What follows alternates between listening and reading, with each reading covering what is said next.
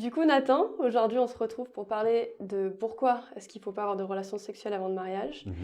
Et aussi, l'idée de l'émission, c'est de savoir expliquer en fait pourquoi, et pas juste parce qu'on m'a dit que, on m'a Mhm. toujours dit qu'il fallait pas coucher, on m'a toujours dit qu'il fallait faire attention, rester pur, tout ça. Mais le fond de, en fait, pourquoi Dieu nous demande de pas coucher. Est-ce que Dieu nous demande de pas coucher avant le mariage déjà? Est-ce que c'est vraiment biblique ou est-ce que c'est une interprétation? Mhm.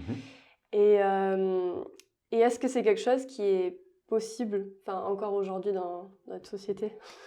De quoi? De coucher avant le mariage ou de Non, ne de pas ne pas coucher? coucher avant le mariage. Si c'est la première option, elle est tout à fait possible.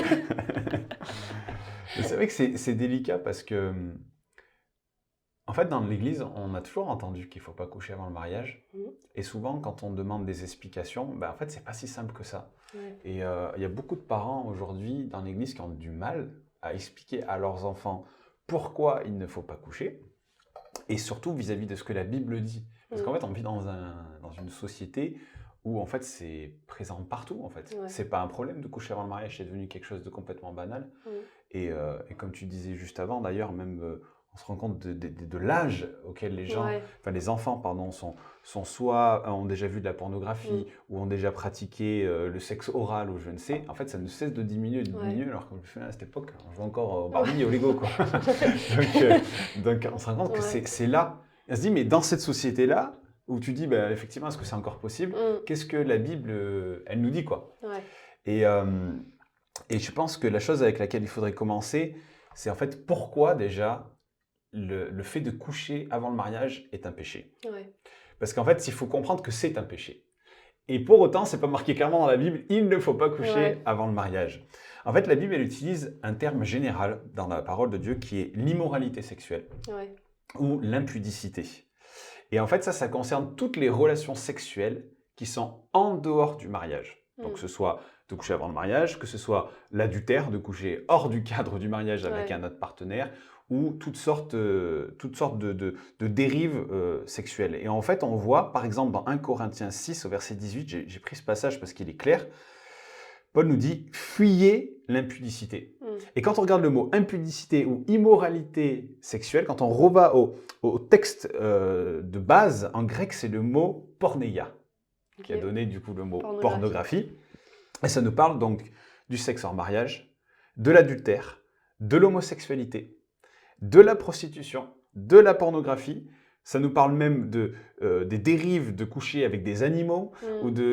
de coucher avec plusieurs partenaires en même temps. Donc c'est tout ce qui est lié à ce que Dieu définit comme étant hors norme Ok. vis-à-vis de la sexualité selon la Bible. Donc on voit qu'on doit fuir Mhm. l'impudicité. Donc c'est déjà assez clair, on doit Ouais. fuir les situations. En fait, on va se retrouver à pratiquer la sexualité hors du cadre que Mhm. Dieu a voulu. Et on se rend compte que c'est dans le Nouveau Testament, mais c'est aussi dans l'Ancien Testament. Là, j'ai pris aussi un autre exemple dans Exode 22, au verset 16 et 17. Il nous est dit que l'homme qui a des rapports sexuels avec une femme qui est vierge, il doit en faire sa femme.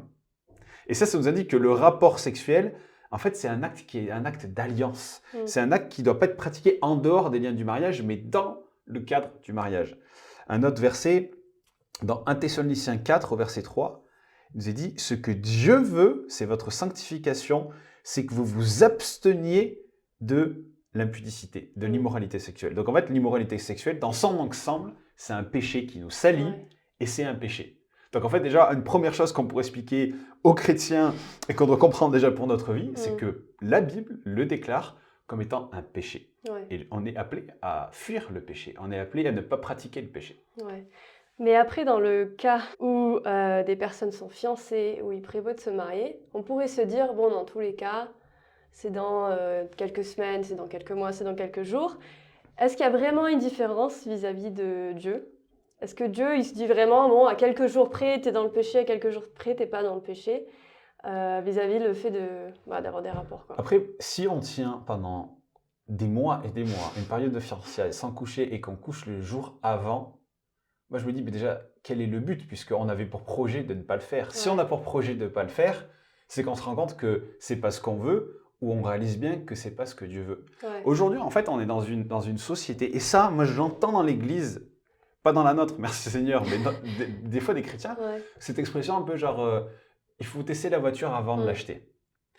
C'est-à-dire que les gens sont dans un état d'esprit où ils se disent il faut que je vive la sexualité avec mon partenaire, sachant que la sexualité, c'est quelque chose qui va évoluer tout au long de notre vie, parce que on change, on avance, on apprend à connaître son partenaire, c'est quelque chose qui est censé s'améliorer d'année en année.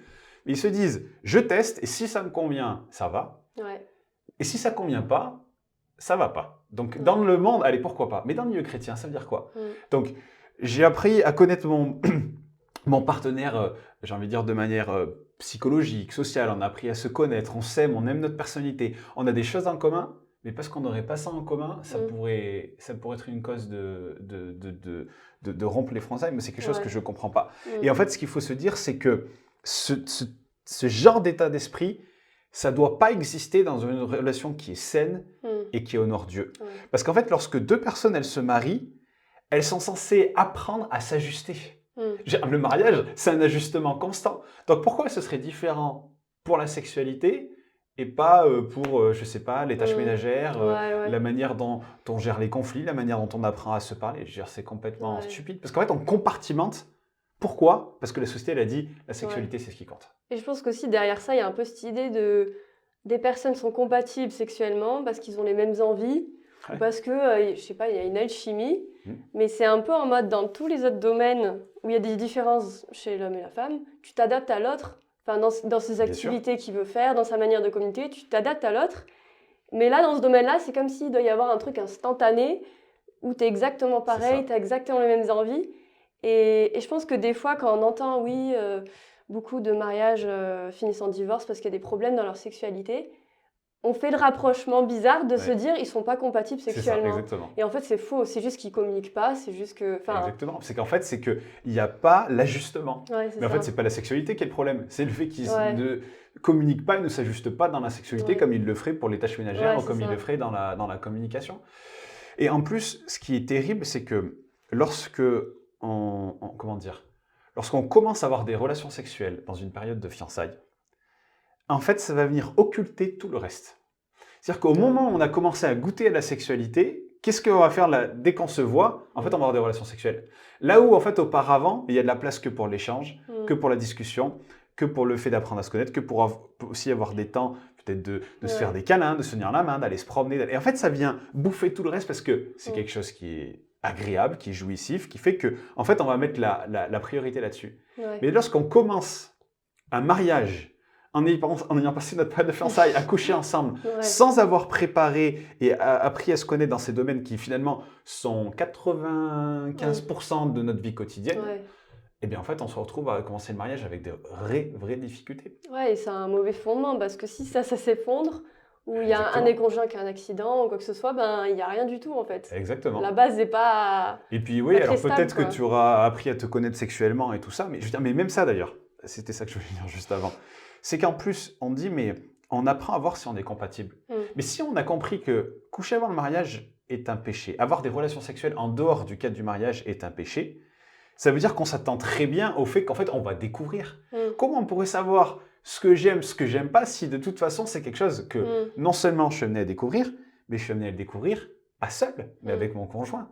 Et en fait, c'est là où on se rend compte, on grille des étapes, mais en plus de les griller, en fait, on vient souiller tout le reste qui est finalement le fondement sur lequel la sexualité devrait se fonder en fait. C'est-à-dire qu'aujourd'hui, on couche ensemble, on construit plus d'intimité, on construit plus de relations, ça devient quelque chose, hop, je prends ce que j'ai envie, je viens satisfaire mon désir égoïste de prendre du plaisir, en fait, en laissant de côté ce qui devrait être la base sur lequel le plaisir sexuel et le plaisir de faire plaisir à l'autre se construit.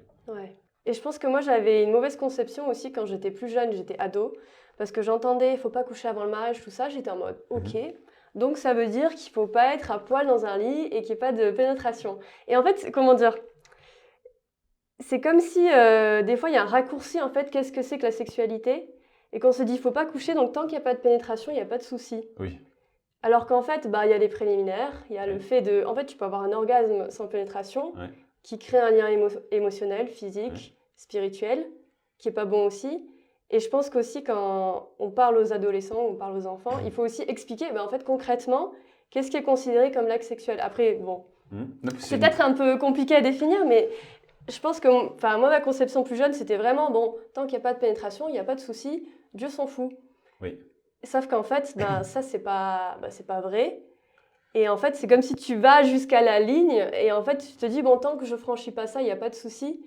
Et je pense que c'est pas complètement juste. Oui. Je pense que pour répondre à cette question, il faut déjà définir ce qu'est une relation sexuelle et de Ouais. ce que c'est devenir une seule chair. Parce qu'en fait, aujourd'hui, comme tu disais, par des préliminaires, que ce soit de la masturber son partenaire ou faire utiliser même des accessoires ou je ne sais, en fait, ça va amener. On n'est pas dans l'acte sexuel en soi, mais en fait, ça va amener des conséquences. Ouais. En fait, il faut savoir que lorsqu'on devient une seule chair, lorsque l'homme et la femme deviennent un, eh bien, ça crée des liens qui sont extrêmement forts parce que Dieu l'a voulu ainsi. Ouais. C'est des notions qu'on entend parfois parler, à savoir des liens d'âme. Ouais. C'est-à-dire qu'on devient un, mais même aussi des liens au niveau de l'esprit qui sont tissés. Par exemple, on a ce passage où il nous est dit que dans l'amitié de David et Jonathan, il nous a dit que l'un s'attacha à l'âme de l'autre. On voit que dans l'amitié, il y a des liens très forts qui peuvent se faire. Des parents qui ont des enfants, il y a des liens d'âme qui se créent. Lorsque je couche avec quelqu'un, il y a des liens d'âme qui se créent. Et en fait, ces liens d'âme, ils ont été créés par Dieu pour nous aider, pour nous accompagner à construire les relations dans une intimité qui est encore plus grande. Le problème, c'est qu'aujourd'hui, on vit dans un monde où le diable, il essaye d'amener des contrefaçons sur ces liens que Dieu a voulu. Et c'est pour ça qu'aujourd'hui, il y a une démocratisation de la sexualité, de l'acte sexuel, d'avoir plusieurs partenaires et que ce n'est pas un souci. Que ce n'est pas un souci de faire une fellation à son copain de 12 ans au collège parce qu'en fait, c'est rien, c'est pas grand-chose. En fait, si, c'est quelque chose. Parce qu'une fellation, ce n'est pas la pénétration. Doigter son partenaire, c'est pas une pénétration. J'en ai une, mais pas complète. Mais ça va amener des conséquences. Pourquoi ? Parce qu'il va y avoir du plaisir, il va y avoir une forme de sexualité qui est vécue, et ça va créer des liens d'âme. Il y a un passage dans 1 Corinthiens où Paul explique très clairement, il dit, lorsqu'on couche avec une prostituée, on devient un avec elle. Pourquoi on devient un ? Parce qu'il y a eu cette notion de une seule chair qui se crée. Et lorsqu'on devient une seule chair, si on couche par exemple avec un partenaire qui, je ne sais pas, fait de la sorcellerie, se drogue, a eu je ne sais combien de partenaires sexuels avant, a des partenaires hommes et femmes et que je couche avec ce partenaire-là, eh bien je vais créer des liens avec lui. Et ce qui est ses vices, ce qui est ses choix de vie, ce qui est tout ce que lui a fait entrer en lui par ces liens qu'il a lui-même créés, eh bien moi je vais créer des liens avec lui aussi également. Et ça va donner une mainmise pour le diable dans ma vie. Parce qu'en fait, c'est des bonnes règles, des bons liens que Dieu a créés depuis la fondation du monde. Maintenant, quand ça s'est déformé par le péché, eh ben, ça va créer des choses qui vont être compliquées pour mon avenir. Par exemple, si j'ai couché avec plusieurs partenaires, c'est des témoignages qu'on entend, eh bien, de dire, je vais un jour me marier, et quand je vais avoir des relations sexuelles avec mon mari, ma femme, peut-être que je vais repenser à d'autres partenaires ou à des pratiques qui étaient là. Des fois, ça va donner aussi j'ai envie de dire, ça va déformer le rapport sexuel, le rapport dans la manière de communiquer, d'interagir l'un avec l'autre. Et en fait, quand on multiplie ça par de multiples partenaires sexuels, mais en fait, ça crée de multiples problèmes.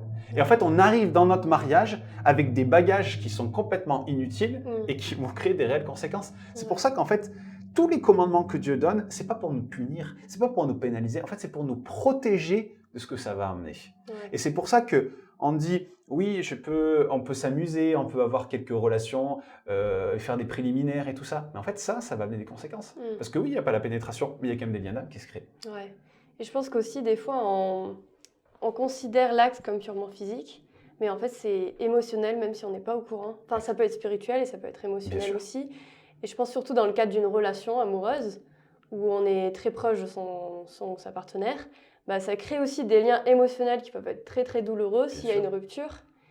Et parce qu'on ne s'est pas gardé de ce point de vue-là, et on se dit, en fait, ça fait juste partie du package, c'est pas grave. Mais en fait, je pense que d'aller trop loin dans sa sexualité avec un copain ou une copine, ça a plus de conséquences que d'être juste très proche émotionnellement. Oui. Enfin, si la relation se termine mal. Mais tu sais, mais même être très proche émotionnellement, des fois, on se lie par des paroles en disant « mais tu es l'amour de ma vie, tu es le seul, tu seras toujours le seul ». Tout ça. Et en fait, on se lie, mais après quand la relation, elle se termine, il y a des gens qui sont même plus en capacité d'aimer et de savoir comment aimer, où ils sont tenus, liés par leurs propres paroles, ou par des actes, comme tu dis, où la sexualité elle a été vécue d'une manière, et ça comme crée quelque chose en nous, comme un spectre par lequel ce sera toujours au travers de ça que, par exemple, je peux prendre du plaisir, ou même des fois au travers de préliminaires. C'est pour ça qu'en fait, et aujourd'hui, moi je suis convaincu que c'est l'enjeu d'aujourd'hui vis-à-vis de la jeunesse, et notamment même la jeunesse dans l'église, parce qu'il faut qu'on arrête de vivre sur notre petit nuage, c'est qu'il va falloir déconstruire une sexualité, et je vais utiliser un mot un peu fort, mais diabolique. En fait, une sexualité du monde qui définit que, en fait, la norme, c'est ça. Non, la norme, c'est pas ça. C'est pas la norme que Dieu a voulu. Et c'est une norme que le diable a complètement pervertie, parce que la sexualité, elle est voulue par Dieu. Elle est bonne, elle est utile. Elle sert à construire le couple, elle sert à prendre du plaisir, à donner du plaisir à son partenaire. Sauf qu'aujourd'hui, c'est devenu un plaisir qui est égoïste, qui est fait seul, pour la simple et bonne raison, et on en est toujours à la même raison, de ne pas vouloir s'engager. De ne pas vouloir s'engager envers son partenaire, de ne pas vouloir s'engager envers Dieu. Et à cause de ça, on vient se créer un plaisir égoïste parce qu'en fait, on ne veut pas tout le reste. Ouais. Et c'est là où c'est pas juste. Ouais. Et en fait, le fond du fond, c'est quoi le problème de la sexualité hors mariage et du concubinage finalement? Ben, en fait, c'est de dire, je veux les avantages sans l'inconvénient de devoir m'engager. Ouais. Sans l'inconvénient de dire, mais en fait, c'est à la vie et c'est à la mort. Sans l'inconvénient de dire, mais du coup, mais si ça se passe pas bien, en fait, moi, je vais pouvoir partir, je vais pouvoir me séparer de toi. Et en fait, on se dit, mais je me sépare, il n'y a pas de divorce, il n'y a pas de tout ça. Ok, ok, il n'y a pas de divorce, il n'y a pas de tout ça. Mais tu ne seras pas séparé par tous les liens que tu as tissés au niveau du corps, au niveau de l'âme, au niveau de l'esprit. Ouais. Et ce qui est intéressant, et qu'on voit dans l'Ancien Testament, c'est que le mariage, à l'époque, il se constituait en fait premièrement d'une proclamation, d'un serment qui était solennel, qui se faisait devant Dieu, devant les hommes, et qui était ensuite confirmé, j'ai envie de dire, par un signe serment qui était le rapport sexuel. Et en fait, les deux éléments devaient aller ensemble, ils allaient de pair. La promesse publique devant Dieu, et ensuite l'acte privé qui venait sceller cette proclamation publique. Et en fait, on se rend compte que lorsque les couples ils ont des rapports sexuels avant le mariage, en fait, ils se livrent à quelque chose de privé dans le but d'accomplir une promesse publique devant Dieu. Sauf qu'en fait, ça vient pas créer artificiellement une promesse publique qui est faite devant Dieu. Et sans cette promesse publique devant Dieu, ben en fait, c'est la jouissance des avantages de l'alliance sans y rentrer de manière officielle. C'est-à-dire que je veux mon plaisir égoïste, je veux vivre ma sexualité, je veux prendre mon plaisir, mais surtout, je ne veux pas m'engager. Et est-ce qu'il n'y a pas aussi, comment dire, un risque que les personnes croyantes concernées par ça, où ils n'ont pas attendu jusqu'au mariage, ils se précipitent dans le mariage justement pour corriger un peu cette erreur? Oui. Est-ce que ce n'est pas un danger aussi? Si, c'est un danger. Et puis c'est surtout que ça, c'est ce qu'on voit depuis maintenant des centaines d'années, c'est que quand il y a ça, mais quand il y a l'acte sexuel, ok, c'est une chose, mais même des fois quand il y a les conséquences d'avoir une grossesse avec, il faut surtout vite qu'on se marie pour rendre la chose acceptable. Et pour autant, quand il n'y a pas la grossesse, on pourrait dire, mais c'est ok, on peut demander pardon à Dieu et repartir sur de bons rails. Et en fait, effectivement, ça vient précipiter la chose parce qu'en fait, on se dit, on se sent mal, on aimerait légaliser tout ça devant Dieu.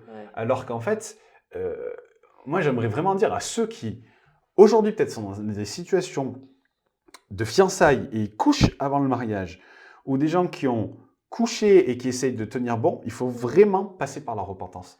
Il faut vraiment demander pardon à Dieu parce que c'est vraiment ce pardon qui vient déjà ôter la transgression, mais qui vient aussi nous délivrer des conséquences de cela. Et c'est vraiment important pour ceux qui sont dans cette situation, qui nous écoutent, de prendre le temps de prier, de demander pardon à Dieu, mais de prier, dire Seigneur, viens nous libérer des conséquences de cela.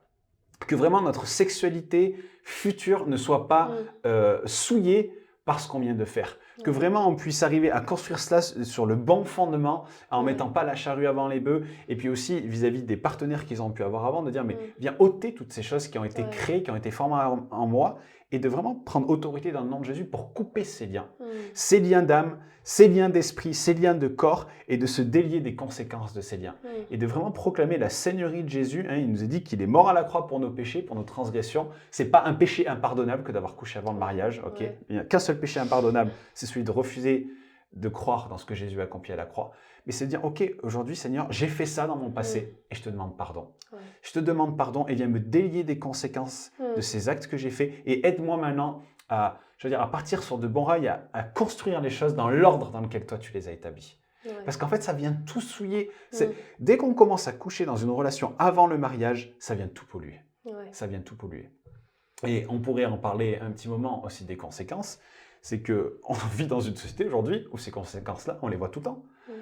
Quelle est la première conséquence? Déjà, il y a des risques de grossesse Ouais. qui ne sont pas voulus. Donc, risque de grossesse. Des fois, soit on garde le bébé, soit du coup, ça amène à un autre gros problème de société aujourd'hui, c'est l'avortement. Ouais. Il y a des avortements à foison. En fait, on se dit, je couche, c'est pas grave. Ah, j'ai couché, il y a une conséquence qui me va pas très bien parce que là encore, désir égoïste. Je voulais coucher par égoïsme. Et maintenant, j'aime ma vie comme elle est, je veux surtout pas m'embêter avec un enfant. Ah ben tiens, je vais avorter. Donc en fait, ça amène des conséquences comme ça. Après, on peut parler des maladies sexuellement transmissibles qu'on en voit encore à foison, avec des nouvelles maladies qui arrivent. Donc bon, c'est bien, on en parle et tout ça. Il y a des campagnes qui sont faites, mais c'est de dire, en fait, à un moment donné, ça amène quand même des conséquences qui sont naturelles. Ouais. Après, il y a les conséquences, on a parlé de l'âme et de l'esprit, donc de ces liens qui sont tissés. Mais il y a aussi une autre chose, c'est que ça vient enlever aussi la bénédiction de Dieu. Oui. Il y a des chrétiens qui sont là, qui sont dans des situations d'adultère, des situations d'immoralité sexuelle, des situations où ils couchent avant le mariage et ils disent, mais en fait, on aimerait la bénédiction de Dieu. Ouais. Et on prie pour que Dieu vienne bénir notre couple. Mais à un moment donné, on se moque de qui? On a un Dieu qui est juste et qui nous appelle à marcher sur le chemin de l'obéissance. Ouais. Et on se tient dans la désobéissance et on dit, Seigneur, viens me bénir, viens bénir mon couple, viens bénir mes enfants, viens bénir ma famille, alors que tout ça est enraciné profondément dans le péché. Ouais. Et là aussi, il faut comprendre qu'il y a des conséquences. Dieu ne va pas bénir une union qui est dans le péché, qui est née dans le péché. Maintenant, ça ne veut pas dire que si ça s'est passé, encore une fois, on demande pardon, il y a le pardon de Dieu qui est là. Et pour ceux qui sont dedans et qui pensent que c'est OK et que Dieu doit venir bénir tout ça, je suis désolé, non, ce n'est pas juste. Je pense qu'il y a aussi, après, c'est l'idée que je me fais, qu'il y a un truc où quand tu es marié dans cette alliance, il y a une protection de Dieu. Bien sûr. Quand tu as l'acte sexuel dans ce cadre-là. Et que de faire ça en dehors du cadre de Dieu, il y a aussi des conséquences du coup. Enfin, il peut y avoir des conséquences du coup pour ton mariage après parce que c'était hors cadre et c'est comme si, entre guillemets, c'était donné au diable. C'est comme une porte ouverte donnée au diable qui donne des droits d'accès sur ta sexualité plus tard dans ton mariage. Exactement. Et je pense que... Après, c'est la vision des choses, des couples aussi qui sont allés trop loin avant le mariage chrétien, qu'il faut qu'ils se repentent, même s'ils sont mariés maintenant, de ce qu'ils ont fait avant le mariage, parce que ça peut avoir ça peut engendrer des blocages de leur sexualité, parce que ces domaines-là n'étaient pas soumis à Dieu avant le mariage. Mais même alors, dans la sexualité, mais aussi des conséquences pour la famille et parfois pour les enfants. Parce que d'ailleurs, est-ce que c'est pas David qui disait ça? Il dit, mais je suis né dans l'iniquité. Et en fait, il dit, mais je suis né dans quelque chose qui n'était pas sanctifié par Dieu. Et ça, effectivement, ça donne un droit à l'ennemi, parce que Dieu a instauré un cadre. Et quand c'est hors cadre, mais ça donne un droit à l'ennemi. Donc effectivement, il y a pour la sexualité, pour le couple, et puis aussi pour les enfants, et de vraiment prier pour ça. Même si c'est quelque chose qui s'est passé il y a très longtemps, ou des gens qui avaient plusieurs partenaires, mais vraiment, il faut passer par le pardon. Il faut passer par le pardon. Et des fois, on se dit, mais j'ai été baptisé, c'est OK, tout ça, c'est englobé dedans. Moi, je ne crois pas. Je crois qu'il y a vraiment des choses qui sont spécifiques, qui ont donné un droit à l'ennemi, et il faut venir reprendre ses droits.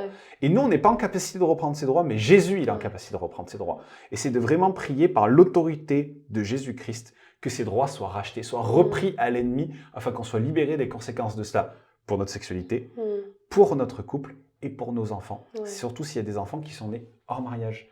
Et oui, il y a pu avoir un mariage qui a été vite organisé à la va-vite, mais ce n'est pas ça qui va changer l'acte de désobéissance qui a été fait. Il y a un passage dans la Bible qui nous dit que Dieu marche au devant de celui qui pratique la justice avec joie. À un moment donné, si on marche dans l'injustice, dans le péché, et qu'on se complaît avec tout ça en disant c'est OK, parce qu'en fait ça nous arrange bien, combien ne pas dire à Dieu qu'il doit bénir tout ça? C'est pas juste. Il faut qu'on soit honnête et qu'on soit droit. Et que pour ceux qui nous écoutent aujourd'hui, qui sont dans des situations comme ça, qui sont peut-être même agacés en ce moment par les propos qu'on a, il faut comprendre que c'est quelque chose de sérieux. C'est quelque chose de sérieux que le diable a perverti, mais que Dieu avait prévu avant la fondation du monde. Il faut se dire que Dieu a créé une création qui est parfaite. Il a dit que tout était bon. Pourquoi tout était bon? Parce que ça a été réfléchi, voulu et désiré par lui. Et lorsqu'on sort du cadre qui a été voulu par Dieu, on est hors de la protection de Dieu et en fait, on se met en danger. Et c'est pour ça que c'est quelque chose de sérieux avec lequel il ne faut pas rigoler. Ceux qui sont soit dans l'adultère, soit qui sont dans des relations hors mariage ou qui vivent en concubinage, c'est quelque chose de sérieux. Il faut mettre sa vie en règle devant Dieu, demander pardon, dire maintenant on va faire les choses autrement. Et que pendant la période où ils font les choses autrement, qu'il n'y ait pas de sexualité. Surtout en disant... OK, maintenant ça s'est passé, c'est pas grave, je suis souillé, c'est bon. Non, non. Il faut dire maintenant stop, j'ai choisi de mettre ma vie en règle et j'avance dans quelque chose de différent maintenant avec l'aide du Seigneur, avec l'aide du Saint-Esprit. Et je pense aussi enfin, de dire aussi à ces personnes qui sont allées trop loin que c'est possible aussi Bien sûr. de revenir en arrière, parce que des fois, je pense que si on franchit certaines lignes, certaines barrières, on se dit, ben, je suis déjà allé trop loin, c'est impossible de faire marche arrière. Et ça, je pense que c'est complètement faux. Et qu'il faut se détacher de ce truc de je suis allé trop loin, je suis incapable de... Et c'est pas possible de revenir en arrière pour ceux qui ont déjà couché. Ouais. Et ouais, je sais plus ce que j'allais dire. Non, mais c'est pas impossible, Ouais. mais ça va être difficile. Ouais. Parce qu'en fait, à un moment donné, la sexualité, c'est quelque chose de bon, c'est quelque chose d'agréable, et comme tout ce qui est bon, en fait, on en veut toujours plus, et Ouais. on en veut, on a envie d'en prendre. Et en fait, c'est de dire, maintenant qu'on a goûté à ça, oui, nos temps où on va se retrouver à deux, ensemble dans notre période de fiançailles, eh ben, ils vont être plus challengeants qu'avant. D'où l'importance, encore une fois, de ne pas goûter à ces choses Ouais. avant le temps que Dieu a déclaré comme bon. Parce que Ouais. sinon, ça va créer de la difficulté. Ouais. Mais il est impératif de le faire et de demander à Dieu de nous aider. Ouais. Il ne faut pas oublier qu'on a un Dieu qui est bon. Il nous a dit que quand on demande du pain à Dieu, il ne va pas nous donner un caillou. Si on demande à Dieu de nous aider, alors qu'on a fauté, qu'on a envie de voir les choses changer, il va nous aider. Ouais. Le Seigneur, il est là, il est bon, il va nous aider.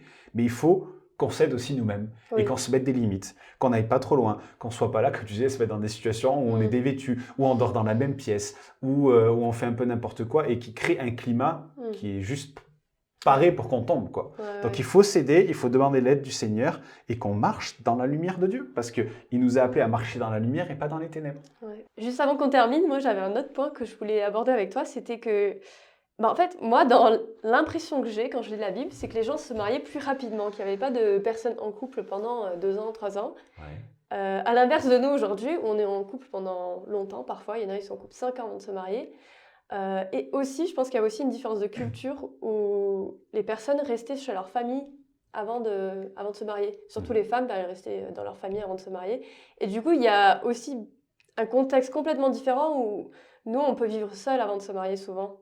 Oui. Où, du coup, il y a beaucoup plus de tentations, beaucoup plus d'occasions. En fait, on l'invite chez nous, Oui, qu'au Moyen-Orient, ils vivaient tous ensemble. Et que Oui, c'est ça. C'était plus compliqué. C'était plus compliqué d'avoir des relations. Alors après, dans la Bible, est-ce qu'ils se mariaient plus vite? Je ne sais pas, peut-être. Mais en tout cas, même on regarde dans notre société, même dans le milieu chrétien, à l'époque, moi je parlais à l'époque de nos parents, donc on pourrait dire, allez, il y a 30, 40, 50 ans en arrière, effectivement, il y avait beaucoup plus de spontanéité et beaucoup moins de divorces aussi. Et moi, je pense qu'il y a quand même une chose, c'est que Paul, il dit, il vaut mieux se marier que de brûler. Il entend par là, en gros, il vaut mieux se marier que tomber dans l'immoralité sexuelle, dans l'impudicité. Aujourd'hui, c'est un fait. On n'est pas tous égaux au niveau de notre libido. Il y en a certains, ils sont excités comme des puces tout le temps. D'autres pour qui la sexualité, bon, une fois de temps en temps, c'est bien bon. Donc en fait, déjà là-dessus, une personne qui est comme ça, elle aura beaucoup plus de facilité à tenir, encore plus si elle a un partenaire de la même trempe en face de lui, que celui qui voilà, il est omnibulé par ça. Maintenant, c'est pas mauvais ni dans l'un ni dans l'autre. Parce qu'encore une fois, la sexualité, c'est quelque chose de bon et c'est normal et c'est même préférable qu'on ait désir pour la vivre. Donc, les désirs sexuels en tant que tel, il est pas mauvais. Maintenant, ce qui est mauvais, c'est de ne pas savoir tenir son désir sexuel, ce qui nous pousse à pécher. Et ce verset, il a été déformé des gens qui disent, mais puisque c'est comme ça, vaut mieux que je me marie ou que je me remarie après un divorce pour vite, voilà. C'est pas ce que Paul dit. Il dit, en fait, effectivement, il y en a qui brûlent plus facilement que d'autres. Et dans ce cadre-là, effectivement, il est préférable de se marier que de tomber dans le péché à cause de cela. Moi, je pense qu'il est important de dire aujourd'hui aux gens qui sont en relation que si ils savent que leur conjoint est le conjoint que Dieu leur veut, et ça pourrait être l'objet aussi d'une autre émission, c'est comment savoir que mon conjoint est celui que Dieu veut pour moi. Mais si ils ont construit la relation, ils savent que ce conjoint, il est de Dieu pour eux, à un moment donné, pourquoi attendre 4 ans, 5 ans avant de se marier? Il vaut mieux effectivement se marier que de faire des bêtises. Mais en même temps, c'est pas dire je vais me marier vite, vite, vite parce que j'aimerais coucher avant le mariage. C'est-à-dire qu'il doit y avoir cette période où on construit notre couple, on construit notre relation, on apprend à se connaître. Maintenant, on va de toute façon continuer d'apprendre à se connaître tout au long de notre vie. Mais c'est d'avoir ce truc où quand même un fondement solide qui nous permet de voir à qui on a affaire, est-ce qu'on a les mêmes sens d'intérêt, est-ce qu'on aime le Seigneur, est-ce qu'on avance dans la même direction, est-ce que si il est sage vis-à-vis de là où j'en suis, on est tous les deux en études, on n'a pas un rond, est-ce que vraiment c'est sage, voilà, de prendre tout ça en considération, mais en même temps de dire oui c'est vrai, il vaut mieux se marier que de pécher et de vivre ces choses-là en dehors du cadre de Dieu. Ouais. Donc c'est de savoir aussi évaluer devant nous, dire voilà, effectivement, j'ai peut-être une libido un peu surdéveloppée. Aussi, ben, Seigneur, aide-moi à la dompter le temps qui sera nécessaire pour faire ce qui est juste, parce qu'à la fin de la journée, on veut faire ce qui est juste devant toi. Mais en même temps aussi, ben, de dire, ben, ok, on sent que c'est difficile pour nous, on se place devant Dieu, on croit que cette union, elle est voulue de Dieu, et maintenant on va se marier, et on ne va pas attendre. Parce que voilà, il ne faut pas non plus faire des bêtises. Donc en fait, c'est dans l'équilibre des choses. Mais moi, je dois avouer que tu m'aurais posé cette question il y a 5 ans en arrière, j'aurais été plus, c'est-à-dire, oui, à un moment donné, les gens, il faut qu'ils se tiennent. Ouais, ok, il faut qu'ils se tiennent. Mais en même temps aussi, on vit dans un monde qui est vraiment difficile et c'est dur de se tenir. Et c'est de dire, si on s'est placé devant Dieu et qu'on sait que cette union, elle est voulue de Dieu, qu'on est fait l'un pour l'autre et qu'on est prêt à avancer ensemble et à se construire, à être malléable entre les mains de Dieu, bah oui, il vaut mieux se marier. Il vaut mieux se marier. Je pense que ça dépend, enfin pour moi aussi, je pense que ça dépend du contexte aussi.